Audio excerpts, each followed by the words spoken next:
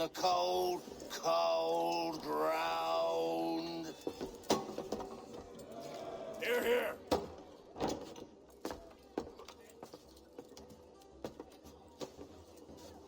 Hard at work, I see.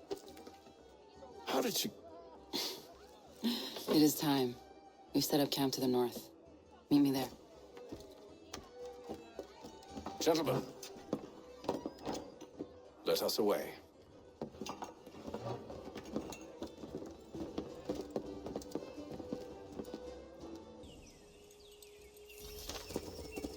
First it was too cold. Now it's too goddamn hot. And humid too. It's a right swamp, I tell you.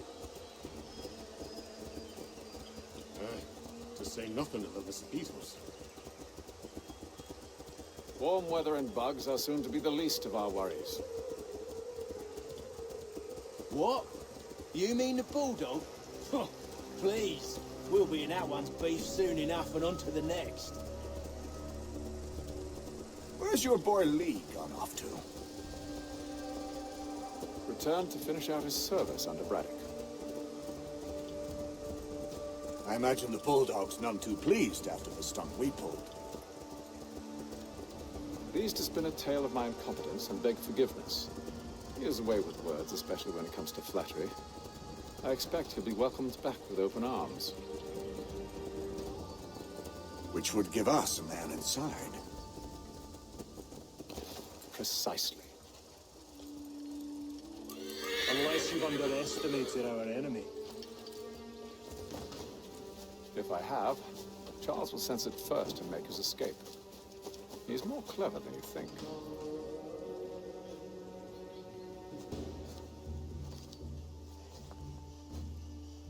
I see you've been busy. All these men are from many different tribes, united in their desire to see Braddock sent away. The Abenaki, the Lenape, the Shawnee. And you? Who do you stand for? Myself. What would you have me do? Will you help the others to prepare?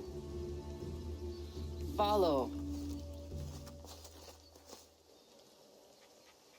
They come. Everything all right, sir? Just savoring the moment. No doubt, many wonder why it is we've pushed so far west.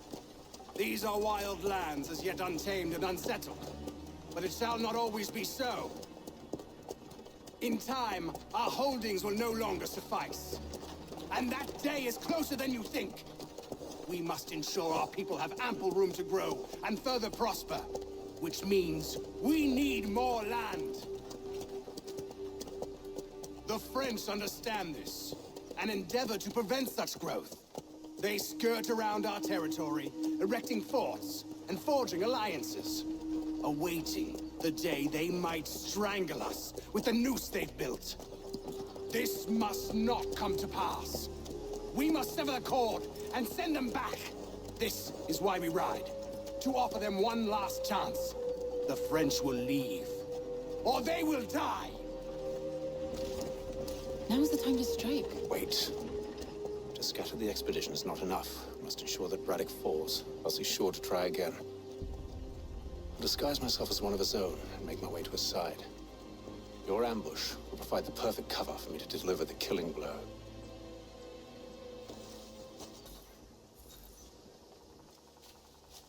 We await your signal.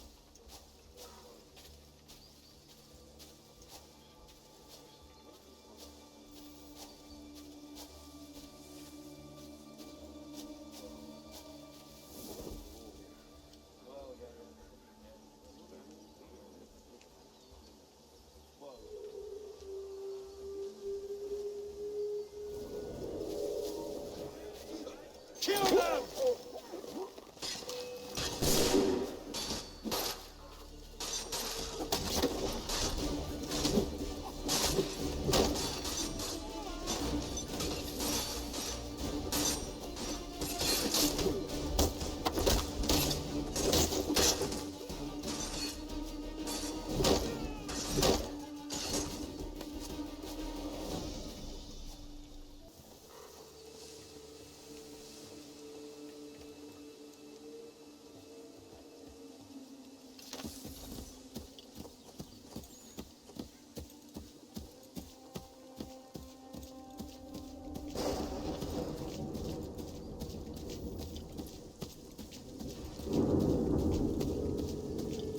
How could anyone call this forest home? It's all mud and... With the French pushback, there'll be a lot of opportunities for us up north.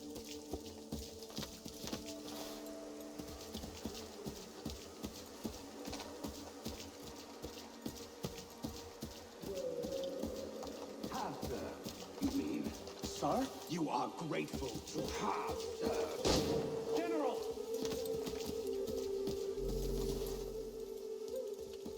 I'll not tolerate doubt amongst those I command, nor sympathy for the enemy.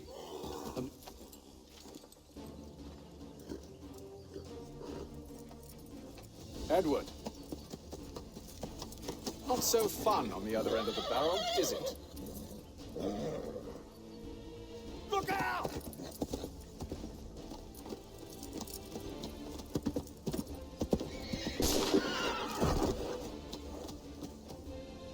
Sir.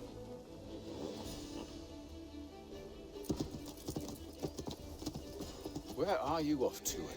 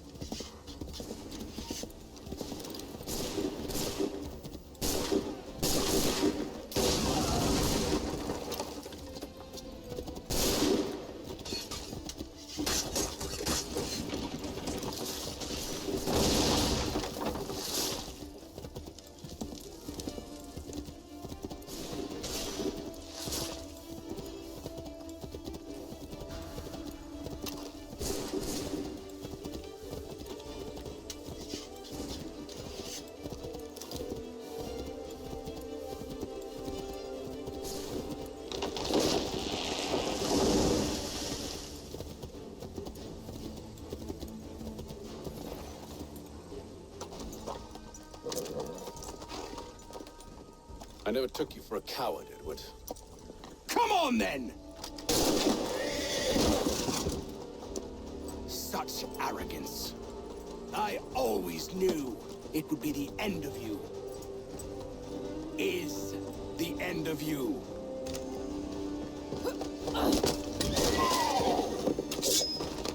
Don't. Hurry before he gets away! I said go!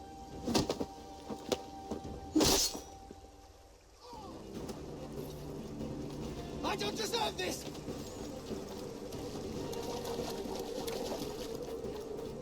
You're a hypocrite, Haytham! I'm sorry, Edward, but you forced my hand.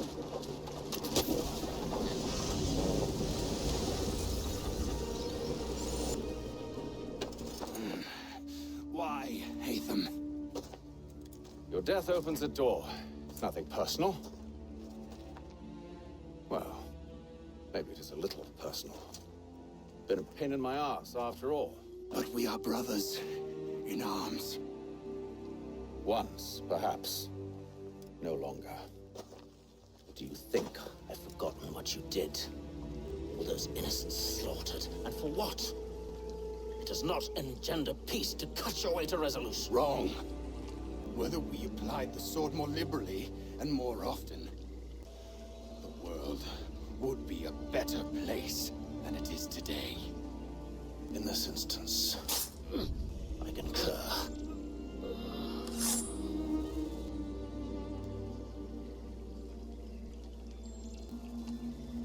Farewell, Edward.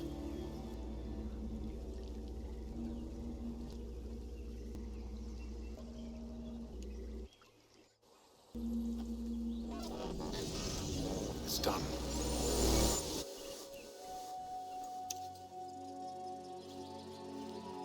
Now I have upheld my part of the bargain. I expect that you will honor yours. Follow me.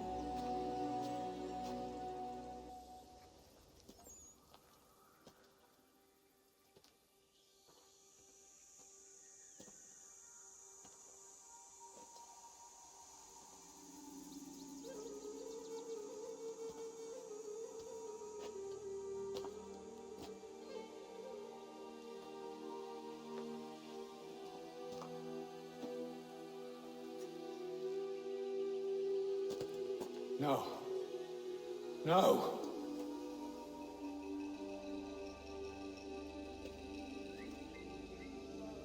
You seem disappointed. I thought that I held a key that would open something here. This room is all there is. I expected more.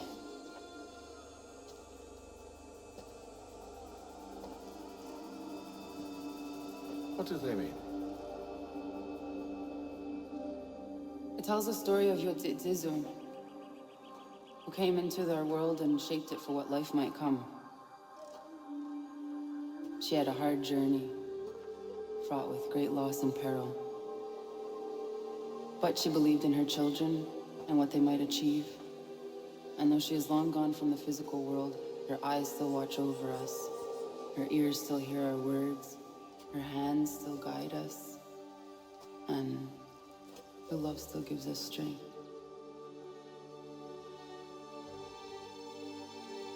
You've shown me great kindness, dear. Thank you.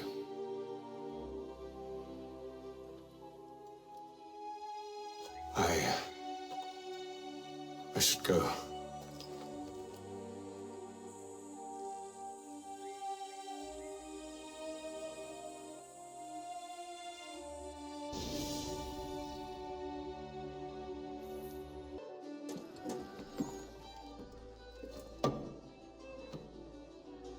Master Kenway, did you find it then? It was not the right place. The others are waiting for you.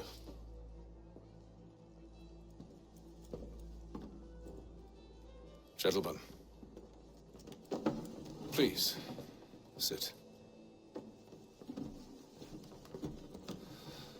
I fear our temple was no more than a painted cave. Although it did contain precursor images and script, which means we are close. Not close enough, it seems. We need to redouble our efforts and expand our order and establish a permanent base here. Although the site eludes us, I am confident we will find it. Truth. Hear, hear. Furthermore, I believe it is time we welcome Charles into our fold. He has proven himself a loyal disciple and served unerringly since the day he came to us. He should be able to share in our knowledge and reap all the benefits that such a gift implies.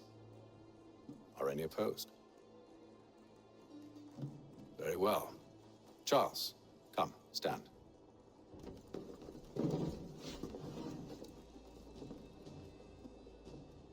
Do you swear to uphold the principles of our order and all that for which we stand? I do. And never to share our secrets nor divulge the true nature of our work? I do. And to do so from now until death, whatever the cost? I do. Then we welcome you into our fold, brother. Together, we will usher in the dawn of a new world, one defined by purpose and order. Give me your hand. You are a Templar. May the Father of Understanding guide us. May the Father of Understanding guide us. Wait, what?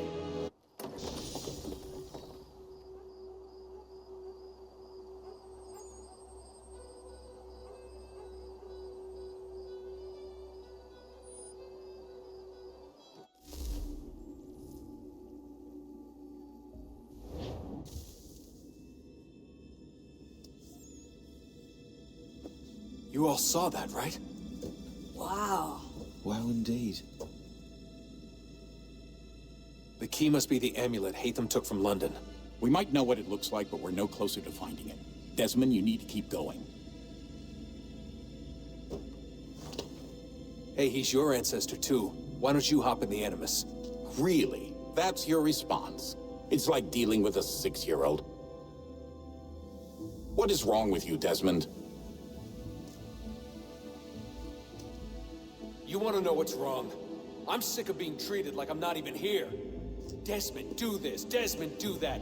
Desmond, you better figure things out because the sun is going to turn us all to ash. And I know I was really nice to you, but actually I'm just another Templar plot twist. And yes, I would like very much for you to be controlled by a magic space wizard so that you can murder me. So there's your answer. I'm sick of being a goddamn pawn. I thought it might be different with you. I mean, you're my father, but it turns out you're no better than the fucking Templars. Don't you ever equate me to those bastards again. You hear me? Everything I do, everything I have done, has been for you. Maybe I pushed a little too hard, asked a little too much, but try and remember exactly what's at stake here. You need to get it together, kid. We're running out of time. That was unusual. Well, I'm just going to pretend that this never happened and get back to bringing everyone up to speed on where we stand. The news isn't good. It appears this temple is powered by a collection of, well, I guess they're batteries. You found one on your way in, but there aren't any more, at least not down here. Any idea on where we can find replacements? Not yet, so I intend to tiptoe into the Abstergo database. Now, if I can cross-reference these particular devices with their database, then maybe we'll get lucky. See what you can do. Obviously. Anyway, Desmond, you can either take a look around here, or we can head back to the Animus.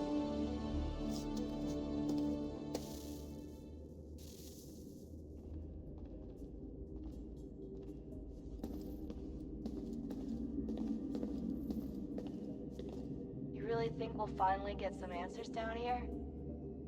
Maybe. Talking to the first Civ has always been a pain in the ass, though. Imagine what it must be like for them. What do you mean? They've been separated from us by tens of thousands of years. A completely different language and culture.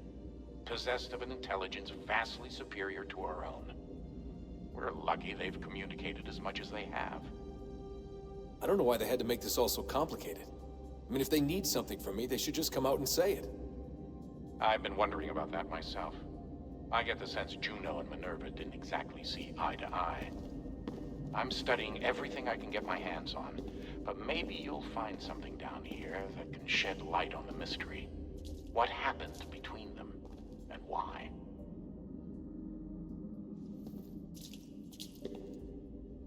What do you think's behind that door? No idea. Do you think it can save us? The first Civ seemed to think so. What if it's dangerous? It's not like we have a lot of alternatives. Well, we could... I don't know, warn the president? And what's he gonna do? Who's to say he isn't in bed with Abstergo? Seems everyone is these days. What if we went to them? To Abstergo, I mean. I thought about it, actually. Showing them what we've seen, trying to work together. They must know so much more than we do, but...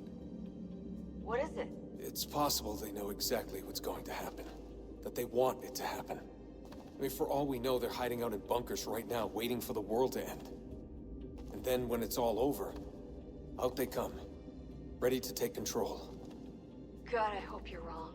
So do I, Rebecca. So do I.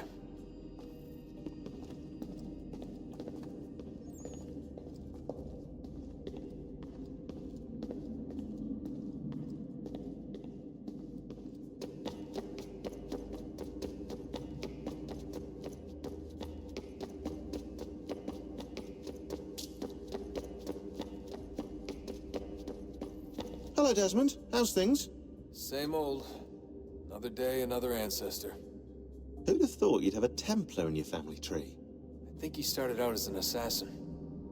They must have turned him. Right you are, in fact.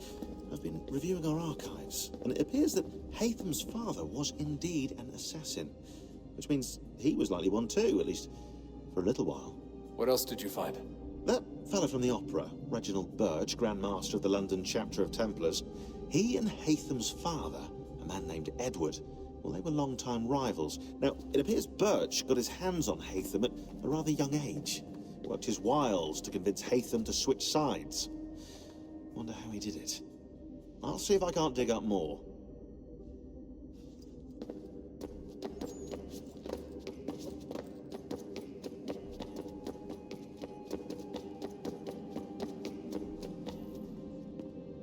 Let's just get back to work, okay?